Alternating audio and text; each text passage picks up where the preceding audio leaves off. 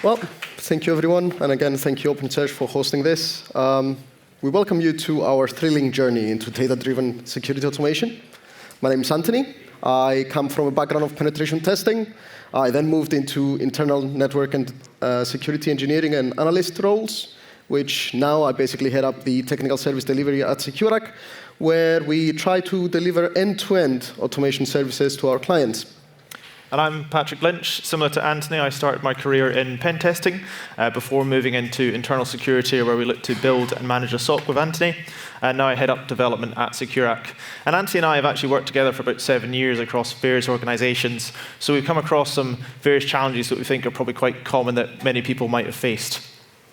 So just to quickly cover some of them, one of the biggest issues we see is this decentralized and disconnected sort of teams and tools. So you have various teams using different tools that are maybe giving them similar answers, but because not everyone's using the same thing, everyone kind of gets into the situation where the network team's blaming the infrastructure team's blaming the security team, and because no one can see everything together, no one's actually aware of where the problem is. We also have a situation where there's lots of heavy and ineffective processes which ultimately just frustrate users and sometimes lead to people bypassing their processes. And we have looked at bringing automation into this, but without context, automation can often be prone to error and can be very slow and sometimes reduce the speed at which we actually come to the resolution. And all of these combine together to cause our teams and other teams to be spread too thin, and we can't actually focus on the problems that we really want to focus on. So this is where we were trying to basically combine all of that knowledge that we've gained from previous experience, previous roles and stuff like that, by first of all collecting all of the logs. And we collected all of the logs and we shipped them into OpenSearch because that's what it does best. It collects logs and it knows what it does. So it's also the speed of getting the results back when you're searching for output from the logs, which again, we bridged the gaps between teams by having all of the logs from different components into one place. From there, we were basically making it possible to search for the results, get an output, and then using our automation engine, we were basically driving the automation that we were trying to do based on the output of the searches, which then we re-ingested the output, which drove more automation, and again, through that loop, and became like a positive feedback loop to provide solutions to problems that we didn't even notice beforehand. So one of the first benefits that we saw in OpenSearch in a particular example, I'm not sure how many people here from a security side, but one of the things Antony and I definitely noticed when we were in that area was there's a real requirement from the business for us to rapidly respond to critical vulnerabilities. And one example I'll give is Chrome often came out with these zero-day patches. All of a sudden, they say, oh, by the way, we had a couple of 0 days. You should probably patch all your browser now. And we have over 1,000 users that we all of a sudden have to patch all of their browsers. So initially, we looked at, OK, well, let's send out an email and get everyone to just go and update their browsers. But I'm sure if you've tried to send a mass email to everyone to tell them to do something, it doesn't always work out very well. And the other problem there is humans are often prone to error. Maybe people didn't actually do what they thought they'd done. And it was very hard for us to actually track how successful this patching process was. We then looked at trying to provide some automation. So we looked at automated tools like Ansible. And these were good at least targeting all the machines. But we still had an issue of there was no context. So we didn't know who had actually already updated their browser. So we had to target over 1,000 machines, hitting them one after another, and attempt to update that browser. But that was a very slow process. And again, you couldn't tell how successful it had been. So if the script failed, or we tried the next day to try and patch everyone, we had to hit every single person again. We then looked at bringing in another bit to the automation to try and ping devices, because we didn't even know if the devices were online. Maybe someone had gone on holiday, or it was 5 p.m. on a Friday, and they'd gone off to the pub. And we brought in ping to at least ping the devices, so we're only targeting the ones that are online. But again, we were hitting these one by one, and it was a very slow process. So we then look to OpenSearch to give us a lot more context that we can use. We have the network logs, so we have proxy logs from all the individual users that give us the user agent, so we know exactly which Chrome browser they're on. We have the sysmon logs from the actual devices, so we can look at the processes that are currently running on those devices. And then we could actually take feedback from the automated scripts we were running to say whether the device had actually been patched or whether that patching attempt had failed. And this allowed us to then identify online devices. So rather than waiting, or rather than trying to target every device one after another, we would only target the devices we knew were online. And we could also tell who'd already been patched. So maybe they're online, but perhaps the user had already updated the browser. We didn't need to try and patch them because we knew they were already in a successful state. And a quick example of this is, the device might come online at 9 a.m. The user started to work. They will start to ingest logs from their machine. They'll see it in the firewall. They'll see it from Sysmon or Metric Beat, Winlog Beat on their device. That will then appear in OpenSearch, and the automation can pick that up, attempt to connect to the device, because it now has its IP address as well. It knows where it is in the network. It can apply those patches, and then it can ingest whether that was successful or was a failure back into OpenSearch. And this leads us to have more visibility of our success. And the great thing about being able to ingest this data back in is that we can visualize this with inside OpenSearch dashboards. And this is not only good for us as a security team to see how successful we're actually being and how far away we are from that goal line we're trying to get of patching everyone, but we can pass this up to our management and say, look, this is where we are, this is how successful we're being, and it can give them some confidence that we're attempting to try and solve the problem as quickly as possible. Another of the problems in which we commonly see in various organizations that we either worked on or they were a client of ours is basically compliance and visibility.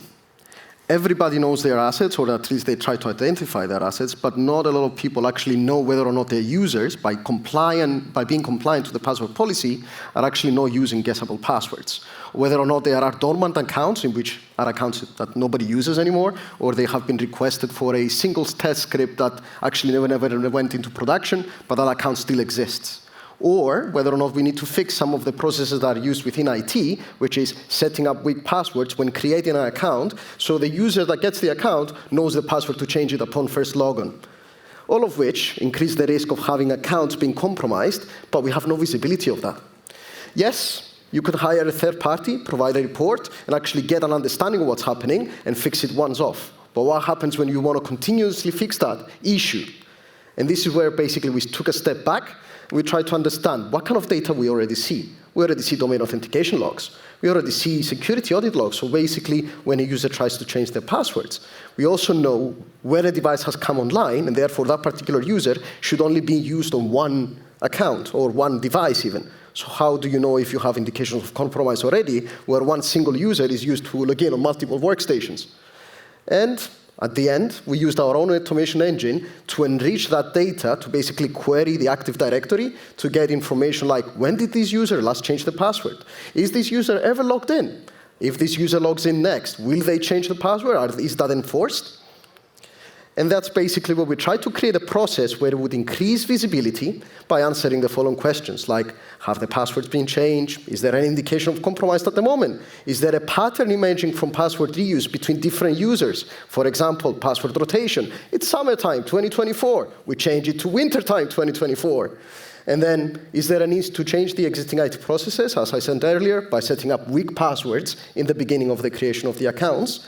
And are the same users been using the same password across different domains within the organization? So what you see here is actually the results of a password audit that we continuously do within our organization, though it's not just a dashboard. Yes, it shows the results of one audit, but at the same time, you can create patterns and trends, whether or not the changes you are doing within your organization are actually reducing the number of cracked passwords that you can commonly find, either through brute forcing or rainbow attacks, or even just using the most commonly found passwords in cracked databases. And then one final sort of problem that we want to go back to is what I mentioned earlier, was these heavy processes within an organization that I'm sure many of you are familiar with, whether you're security or not.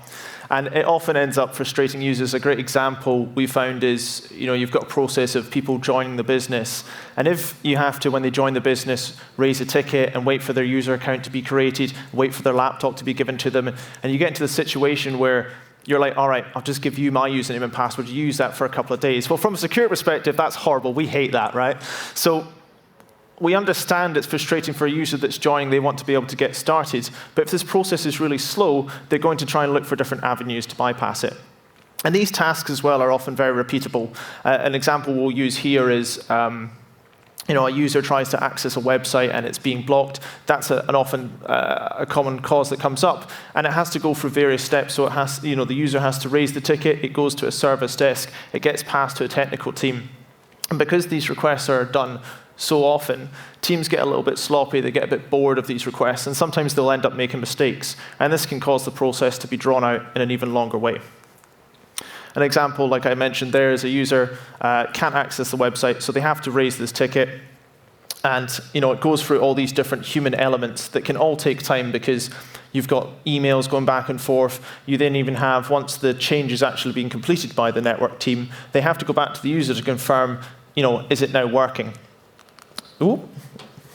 Well, that's not meant to happen. That's fine, it's back. Where we were? Yeah, perfect. So again, looking at OpenSearch, how can we use this to try and solve this problem? We have all these fantastic logs that we're ingesting. Again, we've got network logs directly from the host. We have all the logs from our switches and firewalls. And we also have all the network logs coming from our cloud service.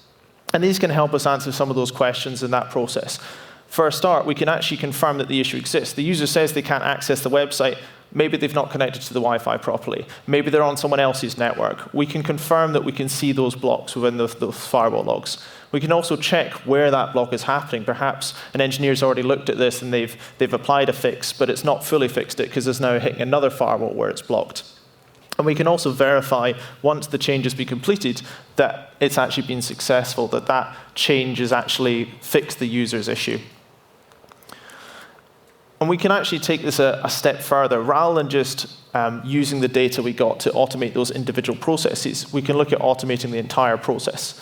So you have a user facing a block. They've tried to go to a website and it's been blocked. But before they've even tried to raise that to the service desk, we can identify that with an OpenSearch via our automation searching for it, identify where it's being blocked, identify if it should be being blocked, maybe it's an incorrect web filter or a firewall's been misconfigured, raise a change and automatically fix that problem before the user has even raised it with the service desk. And this removes not just the technical teams, the people actually making the change or the service desk, but it can actually remove the user from the equation, which speeds it up significantly. And by reducing these user reports going through the system, we're actually freeing up all of the technical teams and the analysts to perform more interesting and more important parts of the process. So to conclude, essentially, the more data you have, the more automation you can build. And the more automation you can build, the more data you can derive, and therefore you can have that in a positive look in which you can help and improve your processes, speed up the things in which most people are bored to do, if we are being honest. And then automation is always stronger when you have a very strong back end in which can provide you with that powerful data. So even though we only showed you 3 of the problems and solutions we tried to do, please take them as a blueprint to get more ideas about how you can solve problems through automation. And then, again, don't just be restrained about what we do. These can be applied in many different aspects, whether that be application and whatnot. So please do let us know if you want to find us later, just how we can improve ourselves and how you want to exchange ideas with us so we can basically just combine our brains to get more things out of IT processes. So any questions? Yes? Thank you. Hello, guys. Great presentation. I have a general question about how to start using the technology that you currently showcased. Is it already part of the OpenSearch? Is it addition? And if it's addition, then it's pretty hard to find you, the small feedback, on Google. Basically, I tried to look up, do you have a GitHub project or something, and I didn't find anything on the first Google page. Okay, so essentially we are part of SecureAC, and AOPS is the tool in which we basically commercialize. We can discuss more later on about what we do as a business and what the tool does in overall. But yeah, thank you very much for that. Thank you. I have a question about numbers. How much are you can actually ingest and how much are you really dealing with? Because I'm on the receiving end of firewall logs and network logs as I'm an observability team. So how big is the biggest thing you are handling at the moment? You want to take that? Yeah, I mean, I guess one example is we had in a previous organization where we were using this OpenSearch and automation is we had, well, essentially a multi-country, probably about 10,000 users, maybe I mean, we probably had about 30 physical firewalls, but 110 virtual firewalls. It was quite a large network. And one of the issues we did find actually was we were ingesting far too much data. And something that we maybe didn't touch on a huge amount here was this positive feedback loop of actually refining that data and understanding which bits of the data is more useful to pass back to that automation and which bits we can maybe not necessarily ignore but reduce in terms of the overall size. It's hard to put obviously exactly a number on it, but it was quite a significant amount of data, and you can scale that as much as you want. You just have to be aware of, do I really need to log everything, or is there particular parts of the data that I need to log specifically, and that would let you then scale to a larger size. However, if memory serves correctly, we were talking about 2 terabytes of ingest per day. Yeah. Give it a particular number. All right, thank you, Patrick and Anthony from Secure Act. With that, everyone, it is time for lunch. Let's give them a big round of applause, and let's go get something to eat. Thank you very much. Awesome.